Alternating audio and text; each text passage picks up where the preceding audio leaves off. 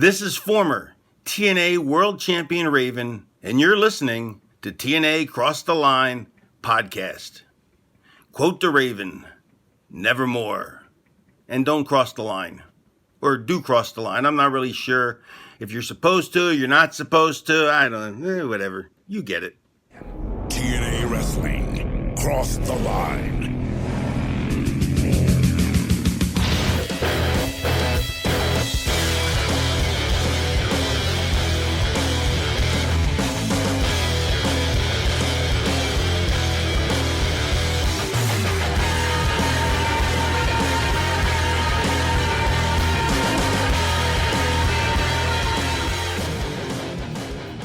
And we're back with episode 299 of the TNA Cross the Line podcast. I am Bob Colling Jr., and with me, as always, is Dallas Gridley. And Dallas, we're continuing on towards Slammiversary with another edition of Impact. And we know what our King of the Mountain qualifying match is, as it's going to be Jeff Jarrett taking on AJ Styles, and they have quite the history. And I'm sure, again, we'll talk about that maybe a little bit later on. But last week, we had the first time ever in a singles match, Samoa Joe and Sting. And everything was going pretty subpar and boring, in my opinion. But we had a winner. And I'm sure, again, we would talk about this in the results. But really quickly here, Samoa Joe defeated Sting to advance to King of the Mountain, where Kurt Angle has also qualified. But Joe had a little bit of help. Not that he necessarily asked for it, but Christopher Daniels, who seemed to be an admirer of Sting but continues to get rejected, has seemingly snapped and whacked Sting over the back with a baseball bat, leading to Joe winning with the Samoan drop. So it looks like Sting and Daniels may be something that we will be seeing at Slammiversary. And of course, we know about the Steiner brothers challenging Team 3D for the TNA Tag Team Championships as well. But Dallas, I must ask, tonight, it's Jarrett and Styles. They haven't had a singles match, I believe, in a long time. Since August, I think, of 2005. Hard Justice, where AJ Styles won the NWA World title. Nostalgia or what? We love nostalgia and we love old here in TNA. That's right. And this is no different. We are getting Jarrett Styles tonight. We got Sting Joe last week. I think we're getting Christian Tomko next week now, is what I think. Or something, because they're teasing it. Listen, I'm always excited for Jarrett Styles. They teased it by TNA saying. They teased it more backstage. You're right. They were big. Yeah, there was a little bit of a bicker there. Yeah, you're right. I forgot about that. Yeah, so I'm interested to see what will happen. But we are, Bob, this is the midway point for us before Slammiversary. We are crossing the hill. This is episode 3 out of 5 before we hit that 5-year anniversary show. I've never been more excited in my life. I feel like you say that every week. I just fucking love TNA, man. You're starting to sound like Tony Schiavone on every episode of Nitro. This is the biggest Nitro in the history of Nitro. They could all theoretically be bigger than the last, if you think about it. Yeah, but that's just not realistic. You can't knock the guy. He's great. He's a legend. Doesn't he openly say he checked out by late '98?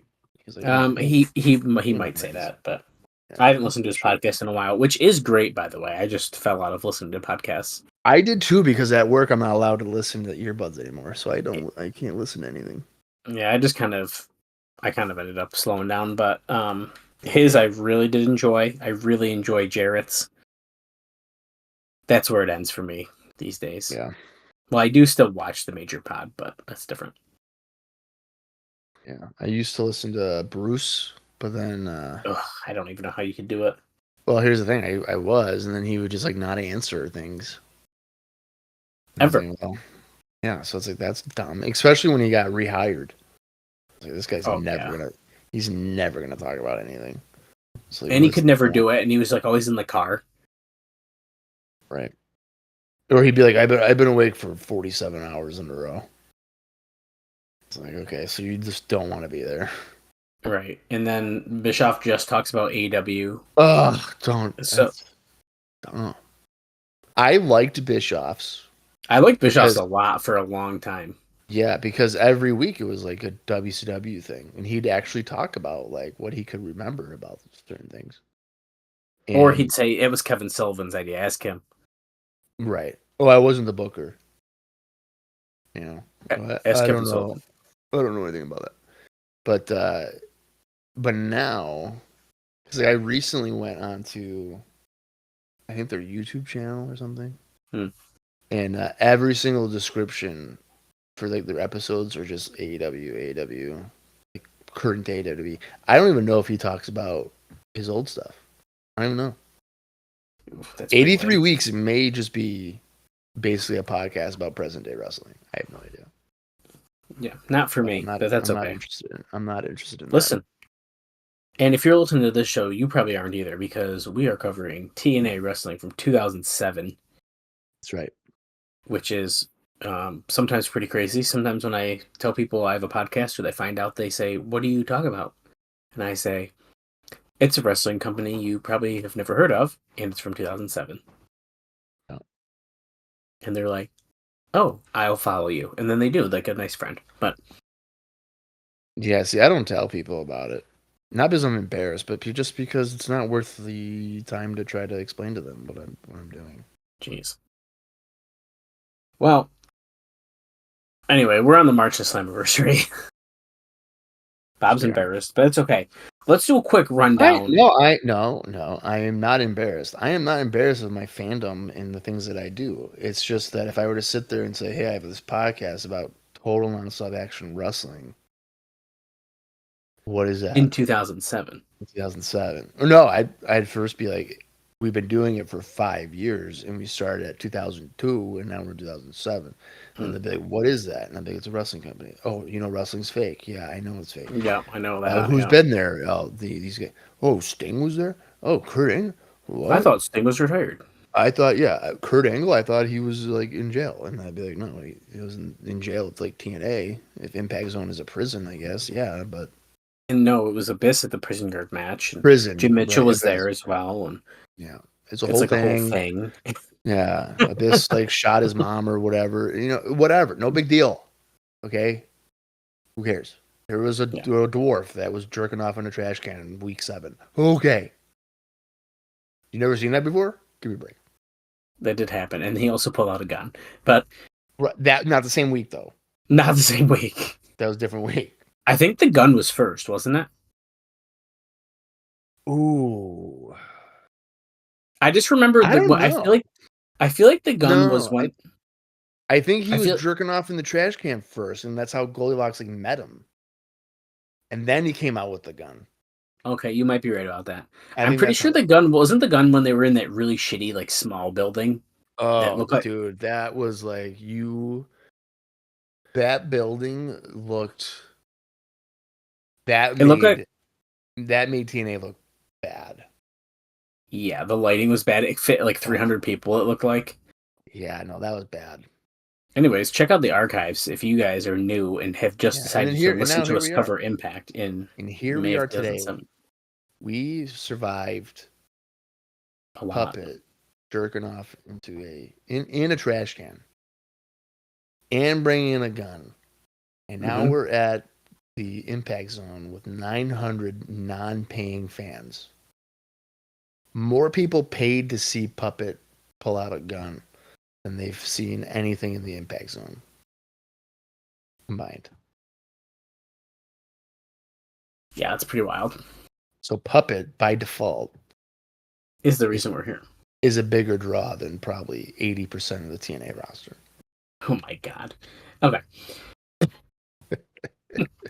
Let's do a quick rundown of the card that we saw on the May 24th, 2007 episode of Impact. That was our last episode, in case you're not keeping track. We saw Basham and Damaja with Christy Hemme defeat Kip James and Lance Hoyt in 2 minutes 55 seconds after Lance carried Christy Hemme out, and that allowed Basham and Damaja to get the upper hand on Kip. And now we have been told BG James is returning on today's episode. Okay. We'll see. Allegedly. Now, this is a new taping. Keep that in mind as well. This is a 3-episode taping we are starting today. Next up, we saw Christian Cage and Tomko defeat LAX, Hernandez, and Homicide. Bob, if you were going to take a guess, how long do you think that match was? How long would you say it was? For which match? LAX versus Christian and Tomko. Okay, well, Conan and Hector. They were arguing for at least 4 minutes on the floor. At least. I'm going to say 6.5 minutes. Yeah, that match went 9 minutes, which is mind-blowing to me because I did not think that was a 9-minute match. That had to be cut down. I guess I don't know. There's no way that was 9.5. No, just 9. Or 9. There's no way. 9 minutes? It might have been. With all the stuff after the end and in the end stuff, it might have been. Because when they went to the commercial, it didn't even look like they cut anything from that. No, part. right. That's why I'm really confused because it's weird. Yeah, because I would believe if that was like part of the cut, but I didn't think there was any cuts. Well, and if that wasn't long enough for an Impact TV match, the King of the Mountain qualifying match between Samoa Joe and Sting, which Samoa Joe won, Bob already mentioned because Daniels hit Sting with the bat, went 9 minutes 55 seconds. So we got some pretty decent. There's no way because I even said because when you did a time check, it was right at the start of the match, and I said we have about 7 minutes left in this show. So that one went through the commercial then. Yeah, they're counting They're counting the commercial time. They have to have. They have to be. Pretty interesting. They have to be. Yeah, I would have to. They're counting the commercial and are they acting as if? No, it's a taped show. They're acting as if there was actual wrestling during the commercial, and clearly there wasn't. I mean, I can't confirm, right? This is on Cage Match. That's what they have to be doing. There's no. I would have to assume so, but you never know. You can do that for Raw because it's a live show. So like anything during the commercial, they're ideal. I mean, they're wrestling technically. You're just not seeing it, right? There's no. I don't know. There you go. Maybe I just don't know how timing works in wrestling. Sometimes it flies by. We did say the show flew by. Yeah, it did. But usually when it's a long match like that, we know because we feel it. That match, neither one of those felt like it was 9 minutes. And neither one of them, I thought, was necessarily good. So like I wasn't. Yeah, they were fine. Yeah, I wasn't like enthralled by it. I was like, oh wow, that flew by. Like, right. It wasn't 9 minutes to me. I don't know. Well, let's get into some notes. I got a few things for you, and Bob, I'm unfortunately going to start with a not so good note, but it is being reported, so we're going to talk about it. Unfortunately, Brian Alvarez is reporting that Jeff Jarrett's wife Jill has passed away on May 23rd. After her long battle with cancer. I was checking the date of our show when I paused there. So the day before last week's Impact. Right. And so the tapings that we're about to watch were taped on May 28th as a reference, okay? And I don't... Let me double check. Let me double check the last time's tapings as well. The time. Okay. The 14th is when those were the last 2 episodes were taped. Okay, so there's no way that Jeff Jarrett is here. Right. So even more heart-wrenching for Jeff. She died on the 8-year anniversary of the death of Owen Hart, which was one of Jeff Jarrett's best friends in the business. Oh my God. And I double-checked that because I was like, what? 99, yeah. the same day. Same day, right? Insane. So, of course, this means all plans for Jarrett over the next few months are out the window. No one knew if he was even going to return at the tapings this past Tuesday, which is the show we were about to watch. Okay, so disregard AJ and Jeff. That is unless he shows up. There's no way that this guy lost his wife. No, there's no way. And then 4 days later, he's like, "Okay, AJ, let's go have a match." There's no way. There's no way. So yeah, very, very sad news to start us off. Yeah, it's horrible. Yeah, but I figured let's just get that one out of the way. Let's just mention it, and there it is. Yeah. In a different note here, it is said that at this taping that we're about to start, that morale was actually pretty good, even though people were obviously very sad for Jeff Jarrett, which shouldn't even need to be said. But with that said, there are undercard workers who have made it clear to friends that they have no intention of re-signing when their deals come up. No names are being said in this, but is that why they're happy? It could be. Also, off the top of my head, I can't think of any undercard guys that don't re-sign or are here for a while, so I don't know exactly what this means, but actually, yeah, I mean, I take that back. There's two people who I'm pretty positive aren't here for super much longer, but I could be wrong. I'll just say they're friends with Raven. Oh, well, so Bentley and Divine?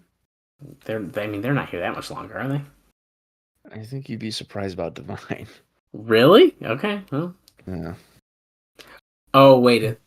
Bentley, I think you're right. Bentley's not around long. Divine is still, he's shockingly around for a bit. Okay. Well, hey, I'm not going to knock it, but I don't know. Whenever I hear talk about undercard guys, I assume they're talking about X Division guys, and I'm pretty sure all of them are here for like years. The only thing, I don't even know. There's like no way they're talking about Sabin and Shelley. Or Sanjay Dutt, right? Sanjay maybe. Does he leave for a little bit in the near future? I don't know. I don't know. Undercards. I know Sanjay does leave eventually, but I thought it was a little bit out of our timeline because I know he comes back. I'm trying to think of who would not want to resign. That's an undercard guy. Or mid-card, I have a guess. Okay. Senshi. I don't know why, but that one just kind of sticks out of like someone who maybe wouldn't want to stay. Maybe he wants to work in Japan more. Okay, I have two other ones. One is very obvious. Ron Killings obviously does not want to be here. Oh, obviously, yeah. So I'm sure he's going around saying that. What I would say, Lance Hoyt. I could see that. Might not want to resign. And I could see that. I could see BG and Kip being like, "Yo, can we get back with DX?" Right. Well, here, I mean, this is kind of skipping ahead to one of my show notes, but there is a note that Ron Killings was back at the show, and then he, spoiler, doesn't end up wrestling. He just received his medical clearance after knee surgery, so maybe he was backstage in a good mood and being like, I can't wait to leave. Hey guys, can't wait to not resign with you. All right, have a good show. I mean, maybe. You could, yeah, you're right. You could do that. Yeah, I don't know. There is some here. I'll just tell you this too, because we're talking about contracts. Someone did sign a new contract though. They're not a lower card guy though, and it's actually Christian Cage. He signed a contract extension, and so it's noted he's clearly happier here than he was in WWE because with their talent depth issues, they'd take him back in a heartbeat. Is what Dave thinks, but he is re-signed here in TNA. Okay, they may take him back at the time WWE, but he's not gonna get a main event push. Oh no, I'm sure not. No, he'd be like, "Oh, I'm fighting for the U.S. title or something." Right. Not that there's anything wrong with that in WWE, but I'm just saying he's not going to be in world title feuds. Well, we will find out more as that continues. But actually, I just saw this right above the next thing I was going to say. So Killings was at the TNA taping. Now, apparently, he does cut a promo and he says hi to the fans, but it's probably not going to be on TV. So he does like a dark promo to come out and like say hi to people. We'll see. I mean, we'll see, I guess, but it sounds like it was more of a hype the crowd up kind of thing. Well, he was doing like weird movie trailer things, wasn't he? Right. Yes, he was. Or like posters. It was like a posters. But he would like act to him. Yeah, you're right. Yeah. The last episode of Impact on May 24th, I got ratings info for you here and the breakdowns. It did a 1.01 rating and 1.2 million viewers. It did a 0.76 in males 18 to 34 and a 0.88 in males 35 to 49. Notes, what was somewhat remarkable about the ratings is the first quarter with the Steiner's Team 3D promo did a 1.14 rating. Dave says the segment was awesome, but there was obviously something in the dynamic or how it was presented that hooked the viewers like almost nothing TNA has presented in a long time. And unfortunately, the rest of the show didn't hold up. Hoyt and Kip James versus Basham and Damaja lost 238,000 viewers off that segment, which was a whopping 18% of the total audience. LAX versus Christian and Tomko gained 36,000 viewers, and Joe versus Sting for a first-time ever dream match only gained 12,000 viewers in a .98 quarter. That segment had to be a tremendous disappointment. Yeah. So that sucks about Damaja and Doug. That they lost 238,000 people almost were like, quarter, no. almost 250,000 viewers. Yeah, that's not a good sign. Insane. That's insane. Yeah, that's not a good sign. Nope. That would be considered bad. I would not classify the Steiners in Team 3D segment as like really good. Oh, Dave loved it, dude. I don't know what that is about. Loved it. So yeah, I don't know about that. My whole issue with that, as I said last week, was they kept on saying how good we were. Past tense. Right. So you stop, right. When you're acknowledging that you were good in the past and you're not good anymore, that's not really doing any good for anybody. Right. And they both were doing that. So I'm not a fan of that. And then, yeah, I would agree. So Sting and Joe match wasn't memorable by any means. And no. I would imagine that the viewers may have just kind of been disconnected because of maybe the quality of it, frankly. Or maybe they don't care. Maybe they don't care enough about Joe and Sting to could be that as well. Yeah. I don't know.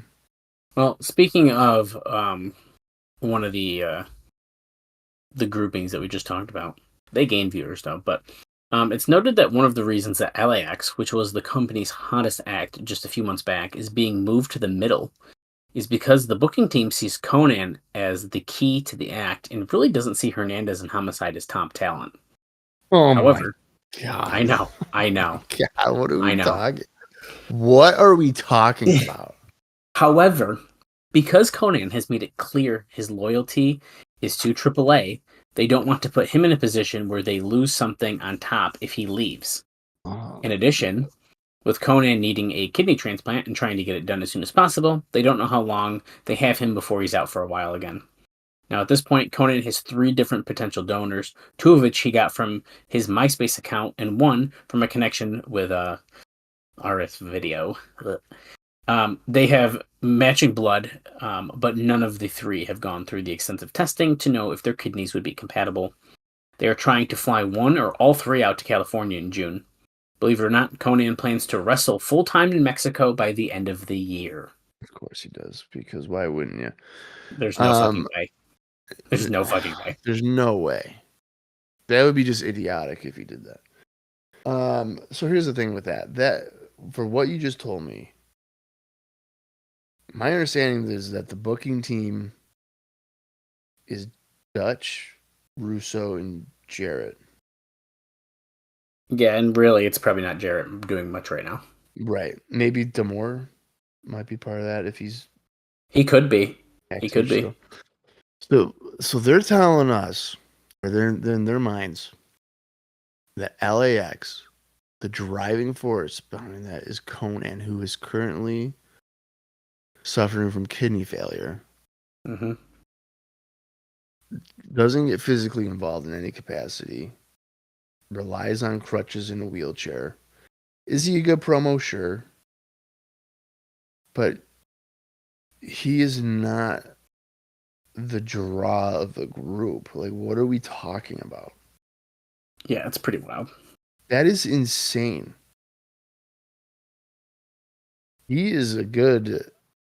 I thought he was always a good, like, addition to the group.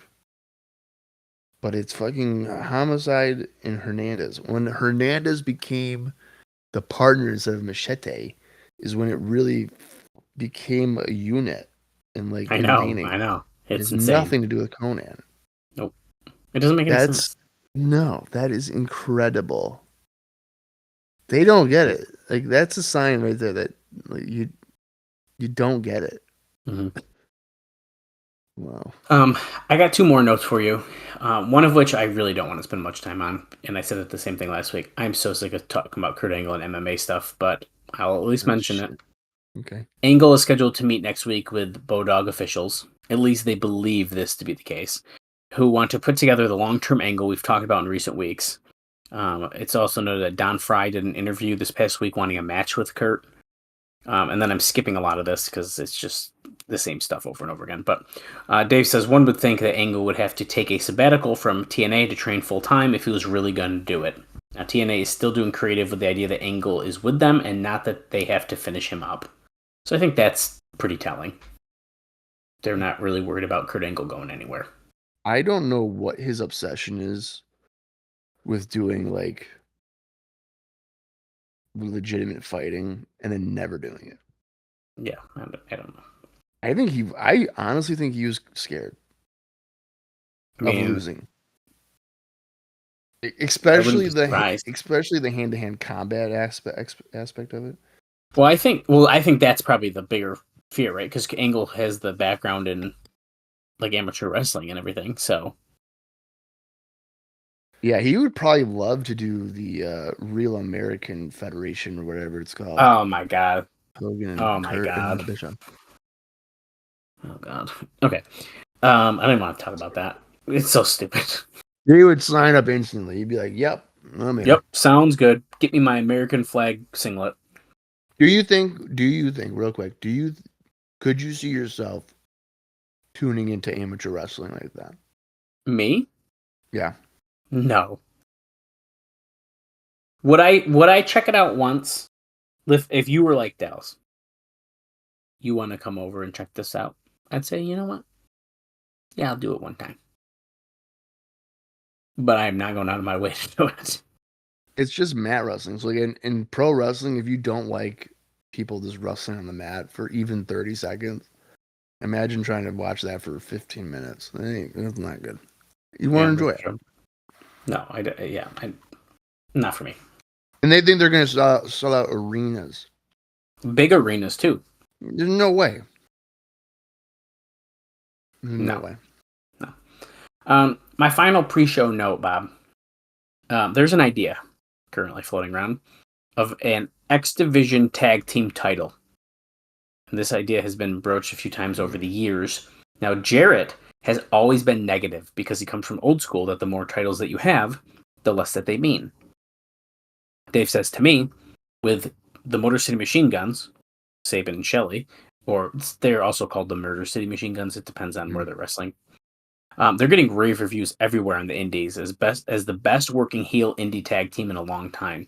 Plus, they've done well in spot duty here in TNA.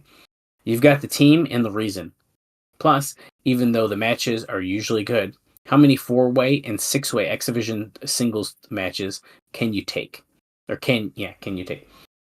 This way, you can at least do one-on-one for the title and then have a reason for a tag team title match. Long term, Dave says he thinks that Sabin and Shelley can be the main tag champs, But if size is considered a problem, you can establish them as a championship level with a long run with the X Division tag team title belts. And then hopefully people will see them as good enough in the main tag title role. Okay, so I don't know if I'm a fan of it. Because like even in that last sentence, like just make them your tag champions. Right. And I don't even know what other X Division tag teams could you have? I mean, I guess Dutton Lethal, really, but then where do we Dutton go from Lethal. You'd have to do something like you'd have to get guys like Skipper back, I feel like, and then like yeah, like it'd be just like random duos. I think at that point, I think it'd be a lot of that. Yeah, get back So, like Amazing Red. Yeah, I don't think that'd be really like worth it. And the only way you do it is if you just make it like an angle, maybe, and like not an actual title. Where like the guns, or like saving each other, just like, oh, we're the X Division champions. We're better. I could see that. We're better than Team 3D. We made our own tag titles because they don't want to fight us or something. You know? I don't hate that. I wouldn't hate that. But Bob, that is all of my pre-show notes that I have. I have a couple other little things that we'll talk about during the show at random points. And as soon as we start the show, I will tell you about some Explosion taping matches as well. All right. Well, let's get into it then. The May 31st, 2007 edition of TNA Impact. The approximate runtime for this is 41 minutes and 48 seconds. If you want to watch along with us, head over to TNA Plus, or if it's your own personal collection, that will do the trick as well. I'm going to count down from 3. And as they play, that is when the watch along will begin. So here we go. 3, 2, 1, play. Here we go, baby. TNA, we are wrestling. Let's make sure we get a recap. Okay, 2 weeks ago, so we're good, Bob. Explosion 190 that airs on June 4th, 2007, featured Lance Hoyt defeating Havoc. Then Explosion 191 that airs on June 11th, 2007, features Alex Shelley defeating Petey Williams. I kind of forgot about Petey. Isn't that bad? Well, we haven't really seen him, I guess. I know. And then finally from this taping on June 18th, 2007, so technically after Slammiversary, Senshi defeated Martyr. So those were the 3 Explosion matches. These were all taped after this. And look at this, we are advertising that Jeff Jarrett and AJ Styles are still fighting tonight. I have a feeling that will be addressed almost immediately. Honestly, it may have already should have been addressed. It probably should have been, but here we are.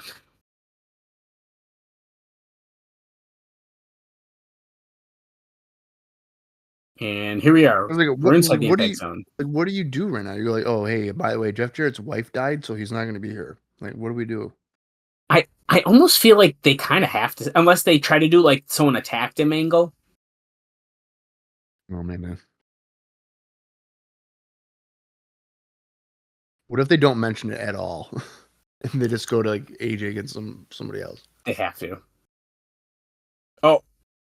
Okay. No, they just said it's Jeff Jarrett versus AJ Styles tonight. So they know when they're doing this. Wait, Cornette's in the ring. Wait, Cornette's in the ring. Yep. Oh, very important announcement. No. So he's talking about Samoa Joe and Kurt Angle qualifying. Tonight on Impact, 2 men were scheduled to compete. Okay, here we go. Where? It was going to be AJ one-on-one with Jeff Jarrett.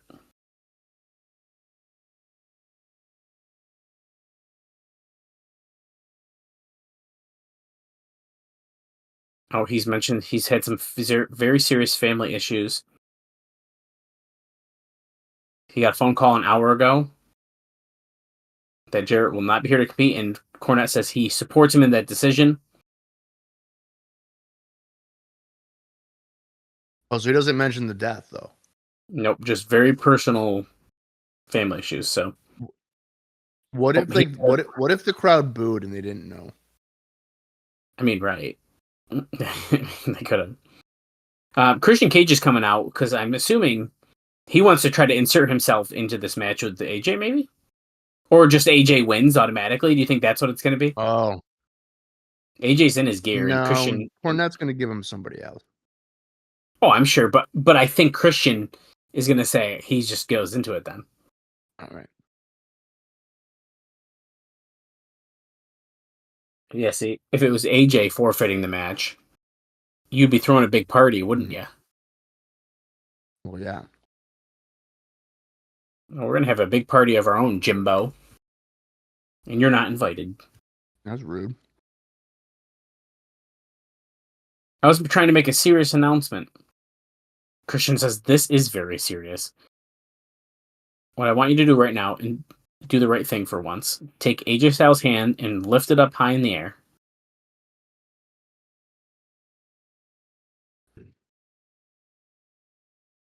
And then we'll be on our way. So he wants AJ to get immediately put into the match. Oh, Christian wants to tell him something as well. He thinks that the way he conducts business is a complete joke. Love the hat. You like that? The beanie is coming Yeah. on? Yeah. It looks like it's like too big on him. Well, it looks like there's... Oh, yeah. See, it's got like a little... Like a flap on the end. Does he have it the wrong way? Well, yeah, but people wear cool and wear backwards hats, so he's wearing the beanie backwards with a little flap on it. Okay. I wouldn't classify that as cool. I don't know. He looks pretty cool to me. No. Is his shirt inside out? No, I think that's just the style. Okay. It's printed. Yeah, no, but it looked like it was inside out. No, it does look like that. Jimmy, I'm going to say something and say it right to your face. This is my show. And don't you ever forget it. Yeah. Well, champ, I apologize for not doing business the way you want me to. And I'll try to do it better from now on. I'll start right now. I was going to come out here and do bad business. And I was going to say, since Jeff Jarrett can't be here tonight, was to take this guy's hand and give it a forfeit victory. So he's saying, I was going to tell AJ Styles he's going to be in it. But he wants to do the right things for TNA now because he was told he only does bad business. So now he's not going to do that. That's actually kind of funny. I like that. He was going to do what Christian wanted until Christian was like, you're doing bad business.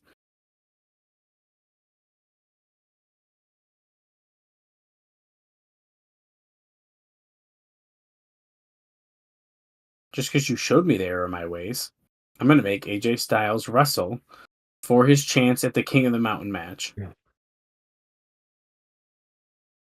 You, tonight, in this ring, against Tomko. So much for your idea of Christian. My idea was way better. I'm just saying it.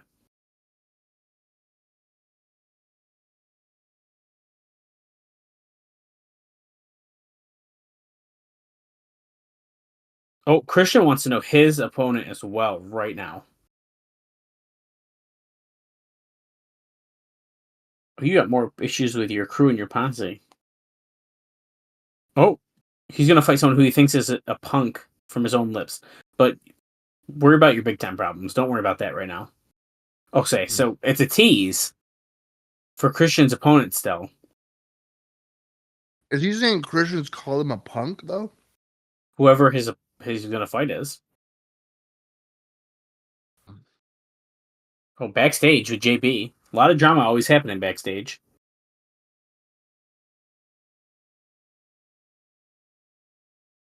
Whoa. Taboo.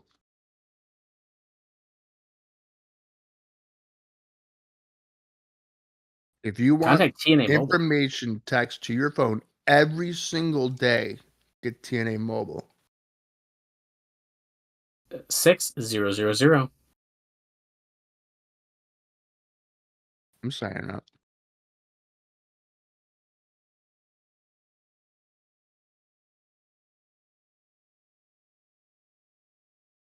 Oh, Christopher Daniels, you want the light? You need enlightenment? Well, well, I went to Sting for enlightenment. And he sent me on a path that I'm on now. Hmm. The thing about faith is this. Sting, I've made my choice. You make your choice. Yeah, it's dang. Still to come, AJ Styles versus Tomko. But up next, Fallen Angel, Christopher Daniels, takes on the War Machine Rhino. Again? Ooh, Letitia's in Jim Cornette's office. Hello, Letitia. Well, Jim Cornette is not there, but Eric Young is. He's saying, Robert Roode is ruining my life. Jim Cornette walked in, this TNA title is going to be the death of me. It's going to give me a stroke. And he's like, what are you doing in here? He's got lawyers calling my house every day. Oh, and here comes Roode and Tracy, who's no longer wearing a neck brace. No, she's healed. Hey, this is a phone. When it rings, you pick it up. Quit slapping this kid around. You want to slap the kid around? You want a chance to do it again? Let's forget the lawyers in the court. Slammiversary. Robert Roode versus Eric Young. If Roode wins, he can hang him from a lamppost, set him on fire, or fire him, he says. And if Eric Young wins, he's free.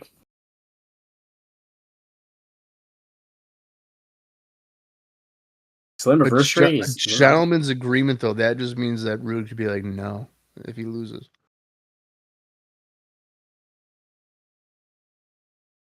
I'm going to show you, Eric, that it pays to be rude. He has to hate that he has to say that every time. Why don't I hate it that much, though? I don't hate it. No, I mean, I don't know. I think it's corny. Yes, it is corny. And I think part of him is like, I can't believe I have to say this phrase every single time I talk. Bob Backlund he passed his drug test. You have to give me this match. Those lying, cheating, and stealing. It's morality. I'm fighting for. I need that match. Is he going to challenge for the X Division title? No, please no. Bob Backlund's only 57 here. Is that what you just said? Yeah. That's nuts. So I'm going to get sued by another lawyer. And he's like, sue? Who's going to sue you? Or 90-40 was what, 44? Wow, I thought he was 57 and 94. Well, here comes Rhino. Let's see. I might have indie notes for Rhino. And I do. Well, a few of them actually. So on although I think I mentioned these ones. So on May 12th, for TOW, Quiet O double, I don't know. In Blainville, Quebec, Canada, Rhino defeated Pierre Carl Ouellet, also known as PCO.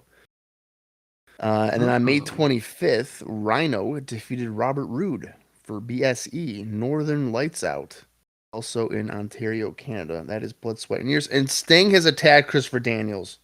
Oh my God. During his entrance. I didn't expect this. What an asshole.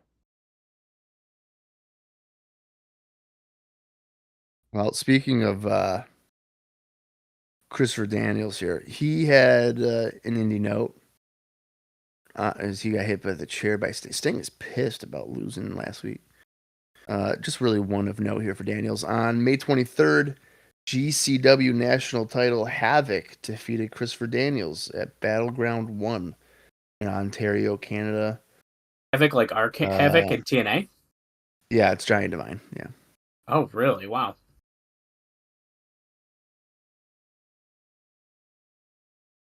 TNA probably loves when they book TNA talent against each other. They're like, oh, yeah, sounds good. Probably. Don't care what happens, just do it. Daniels is now in the crowd climbing through the bleachers here as Sting is trying to go after him. Rhino's just waiting in the ring to wrestle. Well, for a minute there, I guess I wasn't really paying attention. I thought that was Sting in the ring, and then I saw Sting in the crowd, and I was like, how the hell did Oh he my get there God. so quickly?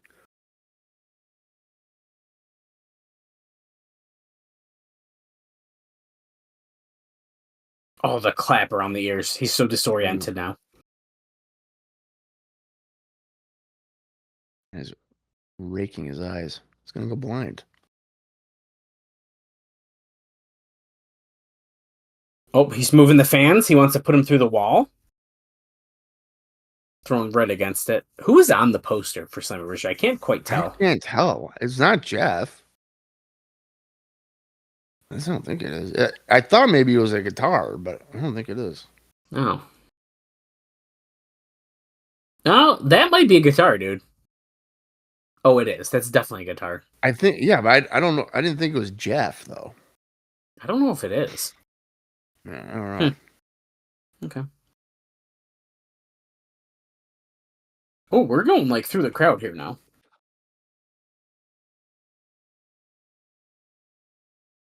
Well, this is not doing any favors for Daniels, I'll tell you that.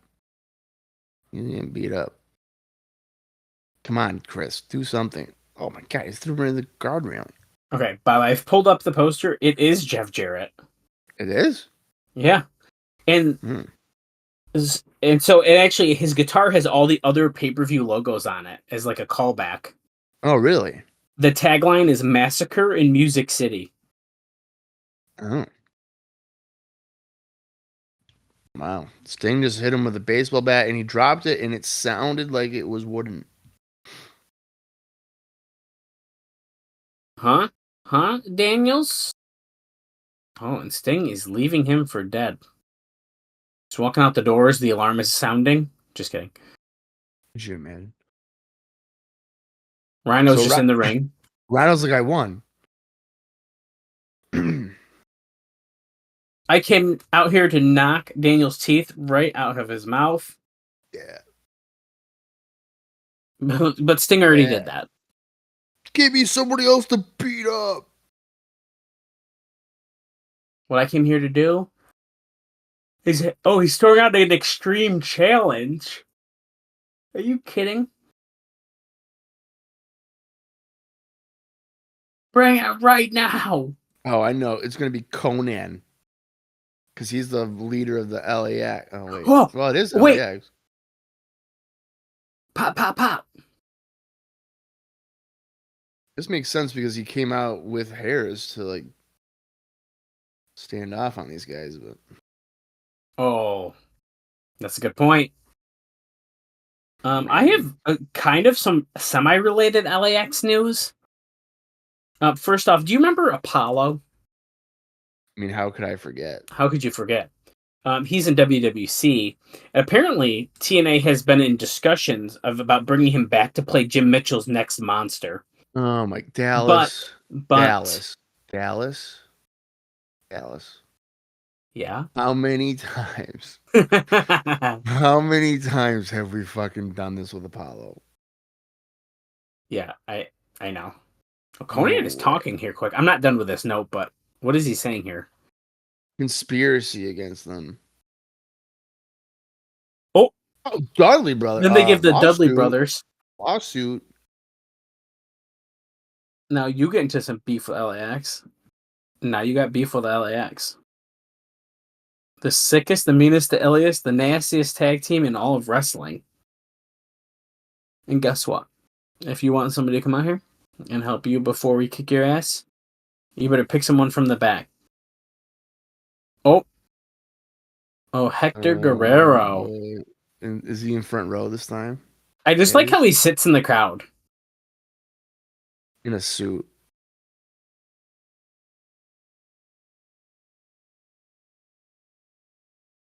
You sold out. Hector sold out. You're washed up like money that's laundered. Brother. You gonna stick your tail between your legs and run? Like a typical Guerrero? Or are you gonna stand up and face me like a man? Oh shit. He's just nodding. I think Hector was asleep. To live and die in LAX. Oh. Oh, here comes Hector. Oh, he had worse seats this time. He wasn't even third row. He was like 3 sections deep. Okay, we're going to commercial. Let me Yeah, finish this are note we- about Apollo. Are we doing a tag What? match? Rhino and Hector? Okay. Well, we're back from commercial, but it's Homicide and Rhino Okay. facing off here. Okay, so there's no Hector. It's 1-on-1, they're saying. They're confirming. 1-on-1. Okay. So Apollo was sent to the clink on May 23rd for missing a $6,500 child support payment. Oh my god. He actually owed $13,000, but they'll release him if he pays $6,500. That's got to be like a lot of payments, right? That's a But lot. he's- I feel like that's a lot. But the bigger part of that news for us was the potential monster thing. Now, that being said, Bob, the rumor new quote-unquote monster, Ricky Banderas, was given a start date of the next taping June 19th. So that may be happening sooner than we think. Oh, wow. Okay. So we'll see what happens there. And So then I have one more. That's the taping after Slammiversary. Correct. Yeah. Okay. The first one. Yeah. And I have one more note actually about Homicide here. One PW in England has Abyss and Homicide signed for August. Now, One PW sells their videos in many stores in the UK, but either that means that the Abyss and Homicide matches that they have won't be on the DVDs, or TNA doesn't care about stuff being sold in the UK market. Oh, brother. Because we heard a couple weeks ago they don't want anyone else being sold on they're DVD or pay-per-views. They're being assholes about it. For sure. I do have any notes for Homicide. And, well, I guess it's only a couple. So on May 25th and May 26th, Homicide teamed up with Low Key in the Candido Cup, which is a tag team tournament for IWA Mid-South. In the first round, Homicide and Low Key, also known as Senshi, defeated Josh Abercrombie and Matt Seidel. That's in Illinois. And then the next one saw them lose in the quarterfinals. Homicide and Senshi lost to BJ Whitmer and Davey Richards. Very nice. So, Uh-oh. Belly to belly. Now he's going for the gore. Yeah. But Hernandez is right now. Okay. I mean, he was kind of standing next to him and then grabbed his foot. But okay. Oh, shit. Homicide just knocked Hector Guerrero. It's been a while since Hector's been in the ring. I will admit right now, Bob, I've never seen a Hector Guerrero match. Don't shame me. 1, 2, 3. That's shocking. What? I can't believe you've never seen a Hector Guerrero match. I mean, not the one I remember if I have. When's the last time you wrestled? 75? No, 19. Well, for what I know, late 80s. Because there was, in reviewing Memphis wrestling, Hector Is he Guerrero, that old? Yeah, he's been around for a while. As he's beating up a cripple. That's great. Hector, there was like a storyline in Memphis where I can't remember what it was, like a shampoo or something. And it would like burn people. I can't remember what it was. The Wildcat. Chris Harris coming down for the save as LAX is taking out Rhino and Hector. But he ended up having salsa in it or something. And that's why he was like burning people's eyes or something, whatever it was. I don't know if it was Salsa in what? I can't remember. He was like blinding people. But it wasn't like it was like I can't remember. I'd have to look it up. But it ended up being like there was like salsa in it or something. Interesting. And he was like blinding people. Not necessarily good. I wouldn't say I enjoy Hector Guerrero, but whatever. Yeah, great. Chris Harris, who's coming off of a Texas death match victory over James Storm, is now laid out by LAX.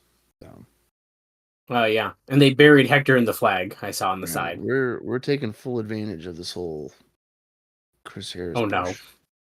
no, JB's backstage with Samoa Joe, and you know where this is going. Oh, Coconut cut up. Head.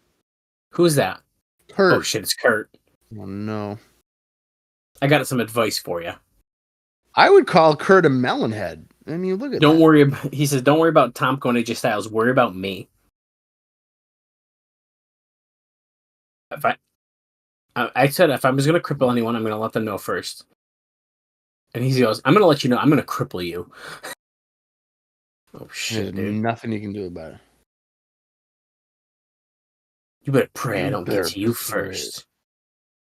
Well, why doesn't he just do it right now? What's stopping him? It's real. Is Samoa Joe gotta wait for the bell to ring? That's the only reason he'll do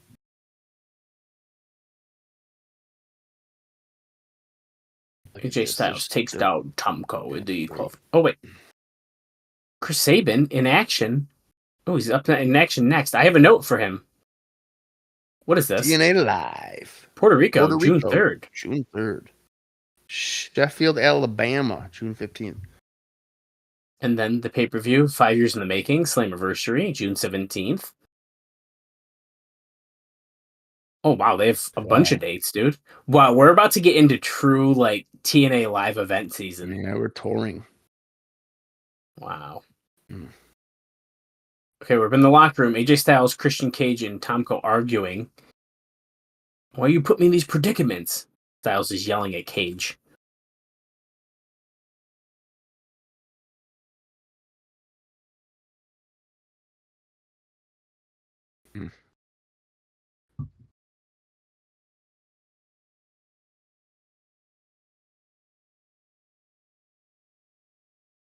I got a newsflash for you, Joy Boy.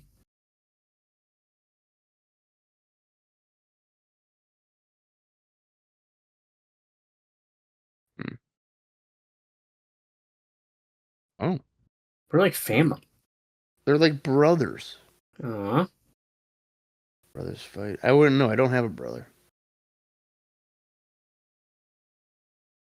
It's gonna go like this tonight.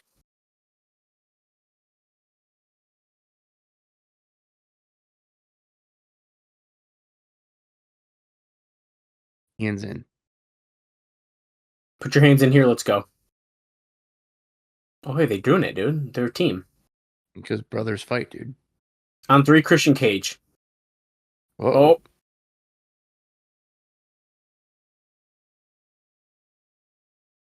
And it's gonna be short, sweet, and painless.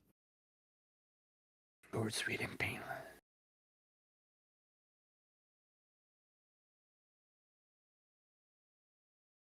I've got a plan.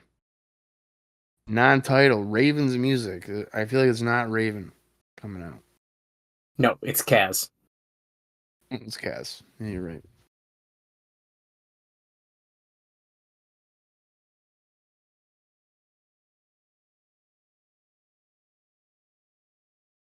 And here comes Sabin. I do have a note about him as well. Okay. TNA wrestlers including... Oh, there's their belt. Oh, hold on. I gotta look at this. I mean, I know what it is, but... Pretty nice title, dude. Pretty nice title. That's funny. I gotta look at this, even though I know what it is.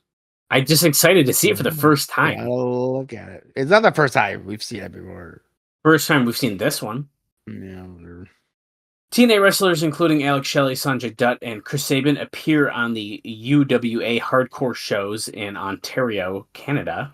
Originally, TNA had pulled talent from the group, but the group must have signed the TNA deal that prohibits talent from appearing on rival television shows because UWA has a TV on the Fight Network or in videotapes sold by third parties or in stores. Okay, well, that's funny you say that because guess who has indie notes? Chris Sabin does. Hey. And it's for the UWA. Whoa. Hardcore. So on May 25th, that is not the same guy, right? Okay, good. Chris Sabin defeated Brian Lee and Sanjay Dutt for UWA Hardcore versus Toriyoman, Japan. That was night 1. On night 2, on May 26th, Jushin Thunder Liger and the Ultimo Dragon defeated the Motor City Machine Guns, Alex Shelley and Chris Sabin at the UWA Hardcore versus Toriyoman, Japan, night 2. Nice. Now that is a tag match I would not be against seeing. Oh, big dive, taking out Kaz on the floor. Okada's on that show as well. Wow. Wow, so many camera angles of this dive for this replay. Yeah. A few moments ago when Bob was first starting here, Sabin ran toward Kaz in the corner when he went up and over, and then he pulled Sabin back in like I don't know what Edge calls it, the educator or whatever, when he pulls him back and drops him on Oh, he his head. yanks him down. Yeah. Yeah, it was really smooth transition. The crowd popped for it too. I feel like I've never seen someone do that after they just go up and over him.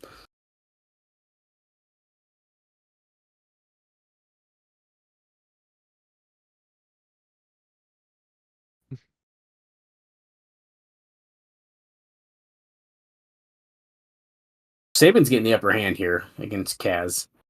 These two This is have, a non-title match. These two have kind of evolved over the years. Remember when there's like both of them were the future, and now Kaz is all emo, and Sabin's like a crybaby. Yeah. Or a They're whiner. both all wearing black. The Spoiled. future is now. Yeah. I think you should hit the Whoa. flux capacitor. That's a nice leg sweep. Springboard leg drop by Kaz. Do you think Kaz hates wrestling in those pants? He's got to. I would think so. He used to wear little trunks, and now he's wearing these huge pants. Yeah, they're all like baggy looking. Yeah. Oh, Pump kick. nice pump kick. You can pin him. 1, 2. No, Sabin kicks out at 2. So, man, this is making me feel that youth in the show that was missing last week. Well, I mean, yeah. This is kind of my point. Like, these are the younger guys working a fast pace. Is he going? No, cradle shot, no counter. Oh, Wave of the future. they don't call it though. That's funny.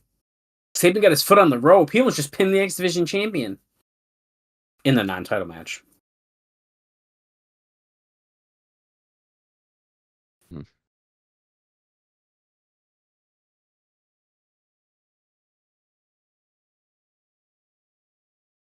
All right, Kaz sitting Sabin on the top turnbuckle.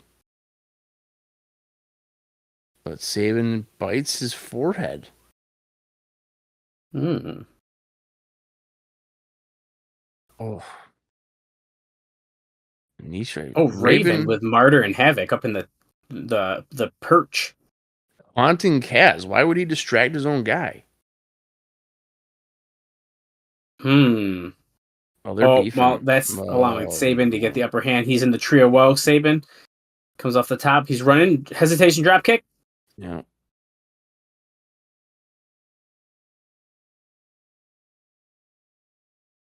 Oh, cradle shock. Cradle shock. There it is. Yeah. I mean, that's got to be it. 2, 3. Yeah, me got him. That is pretty good. Okay, so clearly Kaz is a guy that can think on his own, and Raven doesn't like that. Yes. I think that is correct. The other two are just brainwashed. BG James. Oh, yeah, we forgot about him. Oh, yeah, he's back. What does he want? Oh, it's like a backstage, edited promo. Don't get it twisted is what the back of Damage's shirt says. Okay. It says the Damager, don't get it twisted. I don't really understand, but you don't want to piss off this redneck. He's gonna ride you for 8, maybe 16 seconds. You're in the fight for your friggin' lives. You better bring your A game when you come to my house. They're just showing the same slam through the table over and over and over again. There's nothing better than a James. Get it, got it, good. Ooh, Paparazzi Productions, the Black Machismo is making coffee. You know, I like my coffee hot and black.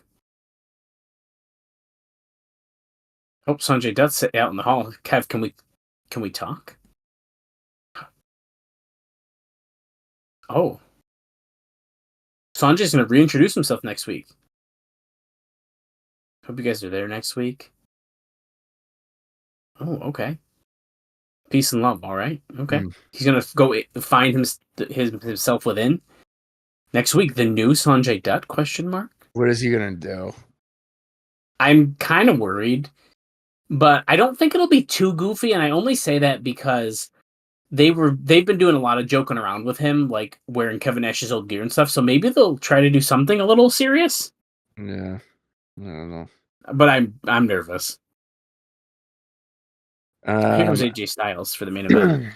I got a couple of indie notes here for AJ. On May 11th, AJ Styles defeated Joker at IWA Mid-South's A Prelude to Death. The next night, Tiger Mask, as I mentioned previously, defeated AJ Styles at Phenomenal Invasion 2. That was on May 12th. And on May 23rd, for GCW, Derek Wilde and Michael Elgin defeated AJ Styles and Joe Doring to retain the tag team titles.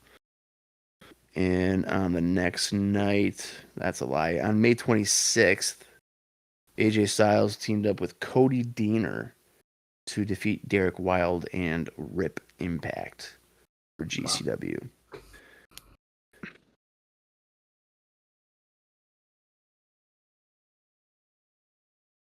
And GCW is not Game Changer, in case anybody's wondering. It is Great Canadian Wrestling. I was going to ask to double check, but I was pretty sure it wasn't. Yeah, GCW, yeah, that doesn't exist yet. Not even as, like, Jersey Championship Wrestling or whatever. Tanae is saying he doesn't think there's any way in the world that he wants Tomko, or Christian wants Tomko to win this match. Right. Well, here's the thing, Dallas. In TNA, we don't put over the TNA talent. We put over the former WWE talent. So you think Tomko's going to win? I'm saying Tanae is hyping up Tomko because he's a former WWE talent. So he's seen him more as a threat than AJ. Well, Christian is, but I mean, I see what you're saying. Mind you, AJ is a former world champion. Tomko is not. Right. And Tomko is bigger. Yeah, he's much bigger. They're also wearing the same color. I like that because, of course, we're part of the Christian Coalition. Wait, next week on Impact. Okay. King of the Mountain qualifying match. 2 former world champions going head to head. It's Christian, right? It would have to be Christian. Christian and who? Now, wait a minute. World champions. Would it be a world tag team champion type of thing? It could be. Because last week they were really emphasizing that with that Steiners versus Team 3D promo. Yeah. But who do we have in the company? There's no way it's a new person. Right. Who it could be? Abyss. Christian and Abyss. Dude. Yes. It has to be. Yes. Oh. And if they keep it a surprise, that'd be pretty cool. Yeah, but do you have Abyss? Did you have Abyss lose? No, I feel like Abyss wins, but then that doesn't work. Because I feel like you kind of need Christian in King of the Mountain, don't you? Well, here's the thing. Oh. What? I know. Abyss wins.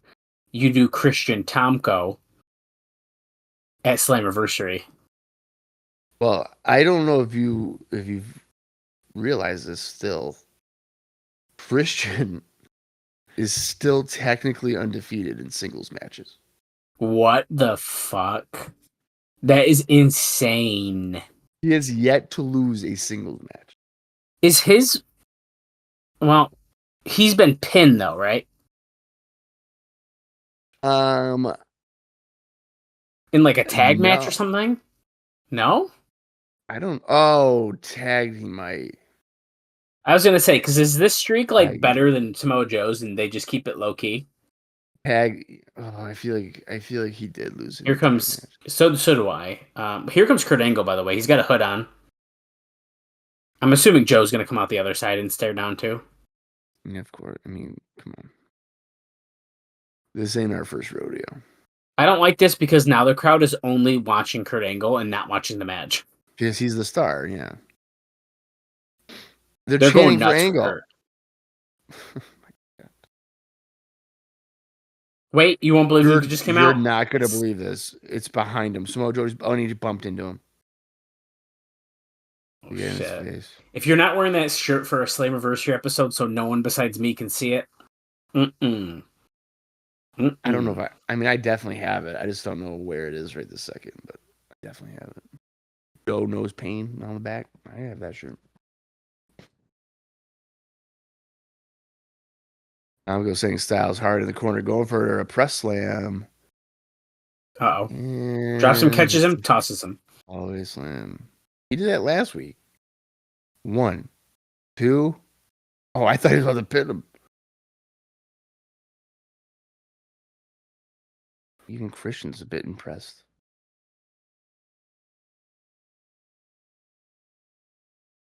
Nope. Pele hits it. Did you know that it's named after a soccer football star? Yeah, you didn't know that. Just like how you didn't know who Nikita Koloff was. I knew Nikita. I mean, honestly, the matches with Magnum TA, really, really great. Best of 7 series, 5 series, whatever it was. Springboard 4 by AJ. Oh, man. Christian up on the apron. Knock the beanie off his head. Jeez. Driving me nuts. Referee's distracted. AJ is grabbing a chair, and the referee, I'm sorry, can definitely see that out of his peripheral vision, but that's okay. Tomko kicks the chair out of his hand with a big boot, essentially. Oh my god. Oh, AJ kicks out of 2. Look at Christian go to get the chair by leaning over the top rope to get it. Tomko's going to take it from him. What are you doing? Oh, nice roll up by Styles. Look at the leverage. Styles steals the win. Oh, man. Dude, Tomko and Christian are definitely splitting up, dude. You're right. Mm-hmm. Give me a break. They're going to do a slow build for that, though, but they'll do it. I think they're going to fight at Slammiversary. No way. You think so?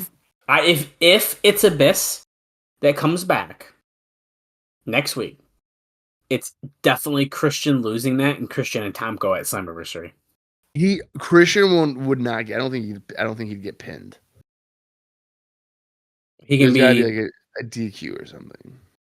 Right. Tomko will be his first pinfall loss. I'm saying you really think that? I think they're really behind Tomko. That'd be pretty big for Tomko. I don't agree with it necessarily, but I mean he's fine. But well, everybody say it with me. I love his music, so push him. It's fine with me. Well, we're seeing our Adrenaline Rush video package. Are we gonna get? Yeah, are we gonna get the surprise? Like, hey, this is what's going on. No. Oh no, dude! Mystery versus mystery.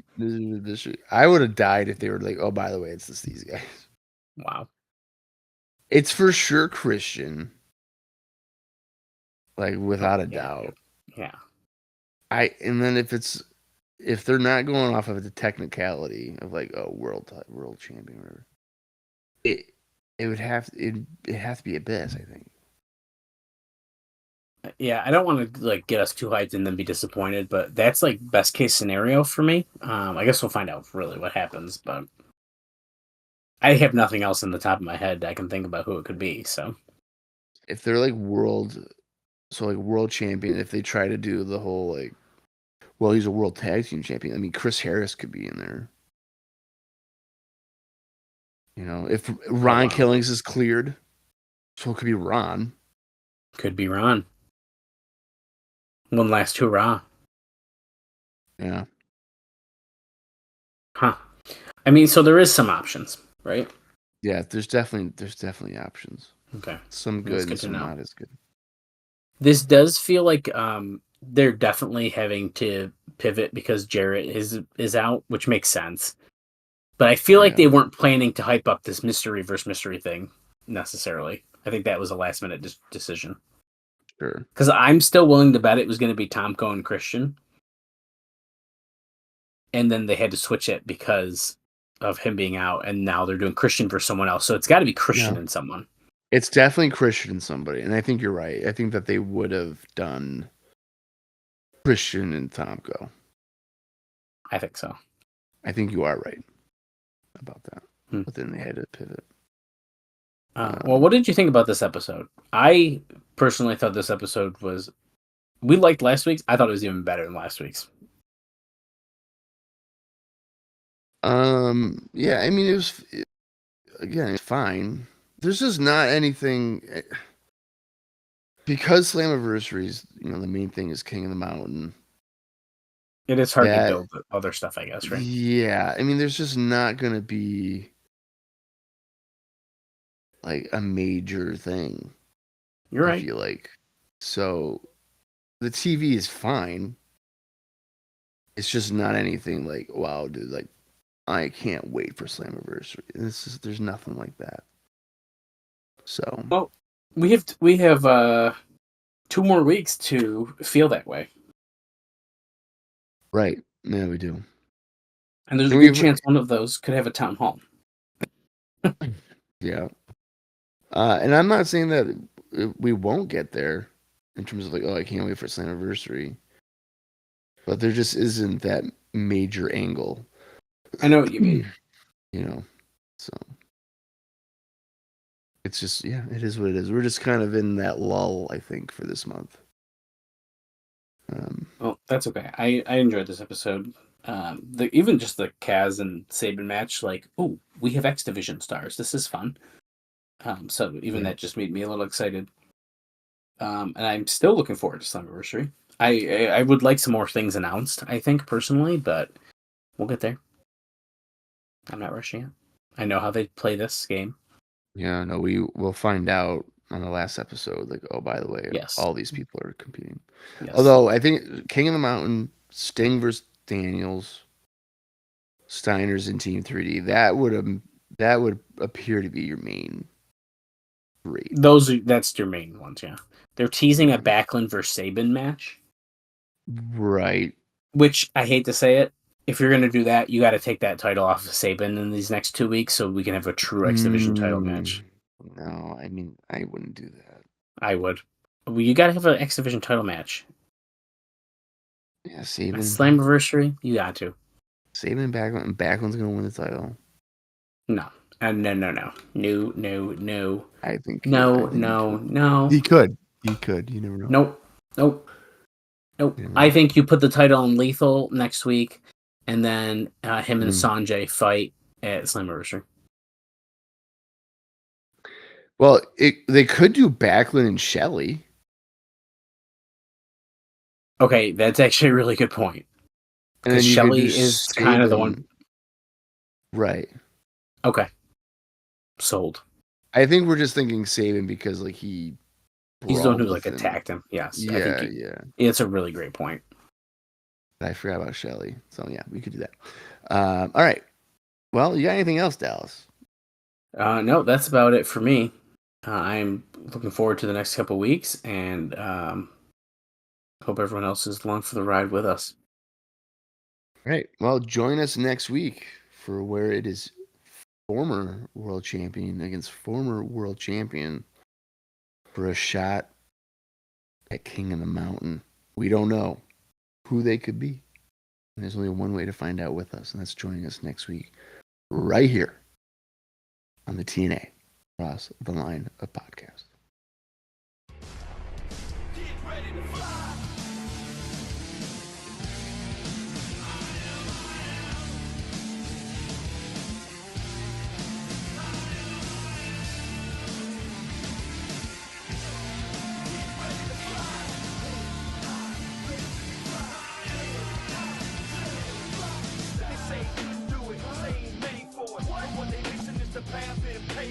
That's why he hit him top, like he belong there. And when he taking off, it's like like we on air. Flying high now, like the birds do. It's all over with styles flying over.